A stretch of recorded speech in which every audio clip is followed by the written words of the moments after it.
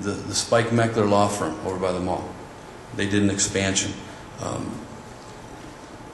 I have a letter from Neil Spike and Al Spike. They couldn't be here tonight, but they emailed me a letter, and they wanted me to read it to you. So if you would allow me to go ahead and read this, Mr. Chairman. And this kind of sums up a kind of a spirit of cooperation and applying common sense and rationale to this process. In 2003, our law firm elected to close its satellite office in Westlake, Ohio, and add on to our existing property in Lorain County, municipal known as 1551 West River Road North in Elyria. The expansion would ultimately increase the size of our building from approximately 3,600 square feet to 6,500 square feet. In the process, several manual laborers were employed to facilitate the expansion.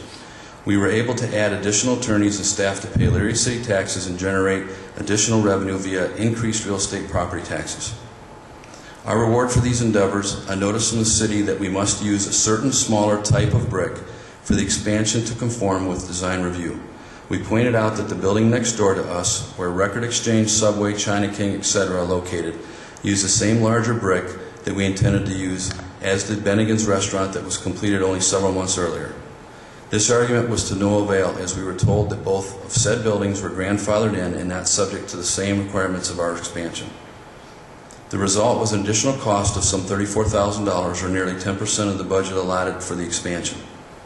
The requirements appeared and continue to appear to be totally arbitrary, and I have yet to hear one of our 35,000 plus clients over the years comment on how much nicer our building is with the smaller brick as opposed to the building with larger brick that is barely 10 feet to the south of us. The corporate conglomerate Bennigan's gets cut a break and struggles to stay in business here for 5 years. Our firm has been in Elyria for some 40 years, yet no concessions are extended to us. I would sincerely hope that substantial strides might be made to encourage rather than discourage business owners from generating jobs and revenue for a city that desperately needs both. Should you have any questions, sincerely, Neil Spike. Okay, I'll provide a copy of this to you, Mr. Chairman. The stories can go on and on. It's not just a few. It's the perceived people. You know, things are tough.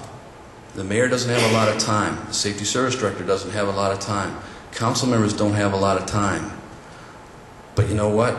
We have to cut expenses here. And I wish Mr. Pileski or Mr. Farrell were still here, because the question I would ask them is, how do we raise revenues in a city? The biggest way we do it is by creating jobs. If we have the jobs in place, they pay the taxes, we don't need nearly as many cuts. We have to have the time to make the jobs come. We cannot be too busy worrying about cuts.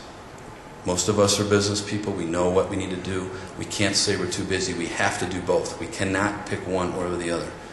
The same thing goes when it comes to the flexibility of applying design review. There has to be flexibility. I'll go back to an example of my own that appears obvious. Neighborhood video there next to station number 1 and Rite Aid across the street. They don't necessarily fall into design review guidelines, but you know what? It sure is nice to have 2 nice new buildings right on the beginning of the edge of downtown. And maybe it's not a landmark situation, maybe it is, maybe it isn't, but you know what? It sure is nice to have 2 nice buildings as you pull into downtown. Wouldn't it be nice to have a bunch of nice buildings like that down through downtown? I don't think it's lowering the value of anybody's property. But yet I see in here in the process that neighborhood video went through 100-some days of process to get their stuff done the way they wanted to get it done.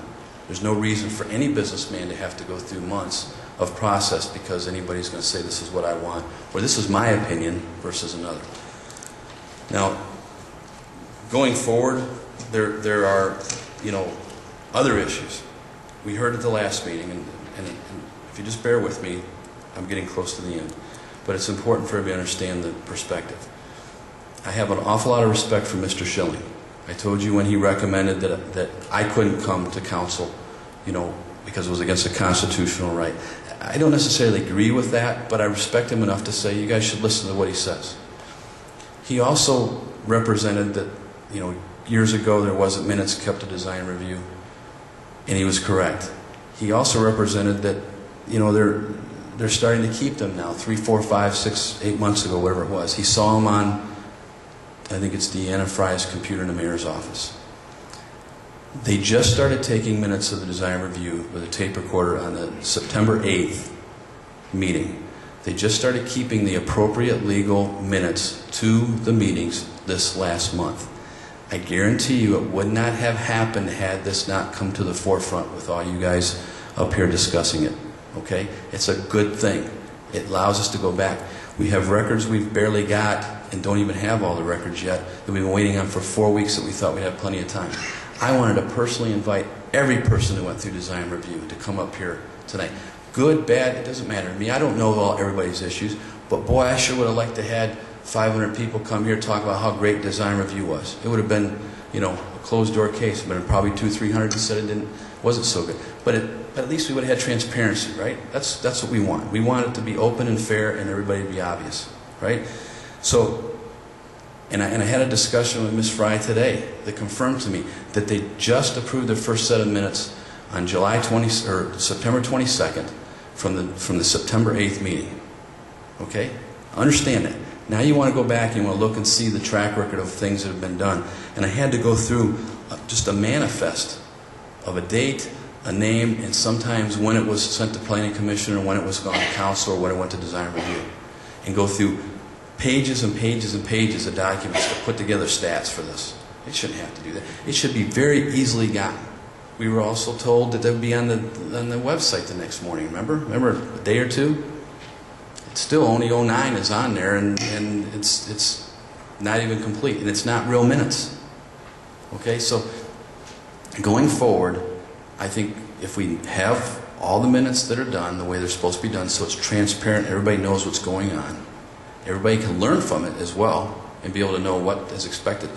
I, for one, wouldn't mind going to and saying, okay, here's what they like to do and here's what they don't like to do, so maybe I'll save some time and design the building accordingly. That's the best set of checklists you can have, right? But going forward, we have to be real. And we have to look at this, as a suggestion, one of many suggestions, Mr. Chairman, that we form a separate committee of people that want to be involved. I don't care if it's 30 people. 5 people, it doesn't matter, that want to get together, talk about what's fair, what's appropriate, what goes forward. We need to give the appearance to outside this community of people that want to come here and can come here and have their ability to be able to go there. Now, like I said before, people on Planning Commission, people on Design Review, they got better things to do, but they're doing their civic duty and they're wanting to do what's right.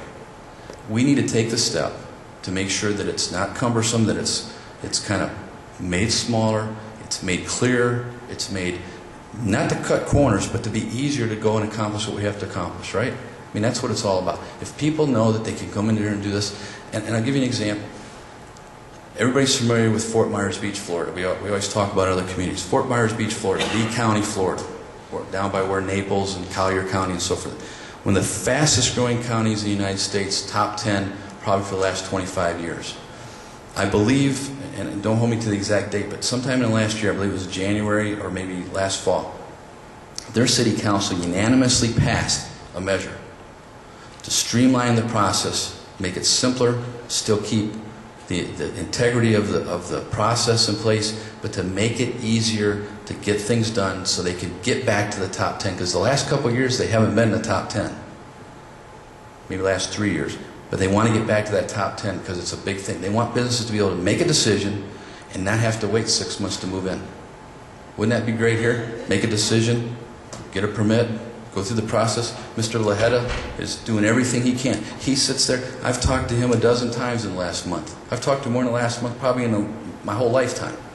He has a grip on it. He had a suggestion that the possibility of taking the signs and pushing the signs and let his department handle the sign, design review part of it, because most of the signs and the stats I gave you didn't take in consideration the signs that usually take 1 or 2 days. So, there's all kinds of possibilities, and I really would like to see you guys look at this in the spirit of teamwork, as Mr. Metelsky said. Come together, work together. Let's get this evaluated, and let's not beat it in the ground. We've got all kinds of cases where people paid extra money and didn't come here. And if we had better records and minutes, we'd be able to look back and even get more. But the point is, it's there. We know it's there. It's time to take care of moving this a step forward in a non-confrontational way, but let's make sure we deal with it accordingly. So we can get jobs coming here and maybe stop some of the cuts that need to be made. Okay? Any questions, I'll be glad to field any questions. Any questions from commissioners?